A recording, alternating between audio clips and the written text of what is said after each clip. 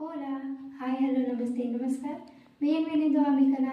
Welcome to my channel. स्वागत आहे तुमचे माझ्या चॅनलमध्ये. तर आज आपण बघणार आहोत प्रोनोम्ब्रेस. प्रोनोम्ब्रेस म्हणजे प्रोनाउन्स म्हणजे सर्वनाम. तर हे आता स्पॅनिशमधले खूप बेसिक सर्वनामे आहेत आणि ते आपल्याला माहीत असायला पाहिजे. त्यामुळे मी आता सांगत आहे. चला तर मग आपण एक एक बघू. यो. यो म्हणजे आय म्हणजे मी.